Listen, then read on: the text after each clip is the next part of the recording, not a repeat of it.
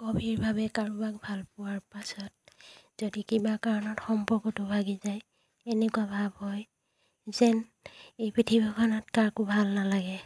এনেকুৱা লাগে যেন তেওঁৰ অবিহনে এই পৃথিৱীত জীয়াই থাকিব নোৱাৰিম। এনেকুৱা লাগে যেন তেওঁ লগ পালে সুধিম, কিয় মোক এৰি গ'লা?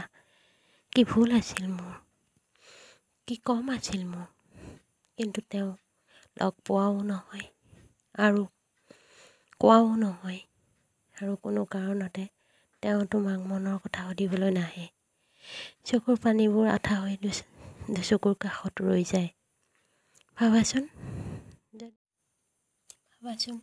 তেওঁ যদি তোমাৰ আপোন আছিল, তেওঁ জানো তোমাক এৰি গ'লহেঁতেন?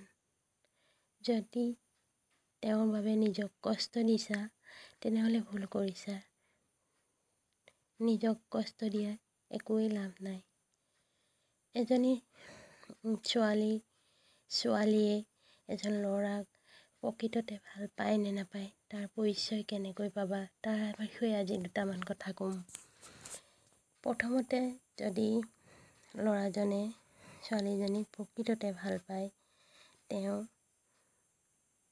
তাইক সন্মান অৰ্থাৎ ৰেচপেক্ট কৰিব, তাইক কোনো কাৰণতেই বেয়া ব্যৱহাৰ নকৰিব। দ্বিতীয়তে, ল'ৰাজনে ছোৱালীজনীক প্ৰকৃততে ভাল পালে তাইৰ সৌন্দৰ্যক গুৰুত্ব নিদিয়ে, গুৰুত্ব দিব তাইৰ মনটোক।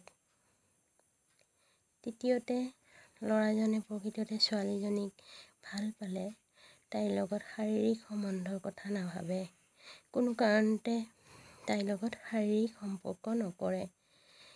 সেয়ে আজি এই ভিডিঅ'ত মই ইমানখিনিকে ক'লোঁ। নেক্সট ভিডিঅ'ত আকৌ ক'ম। আজিলৈ আহিছোঁ। বাই।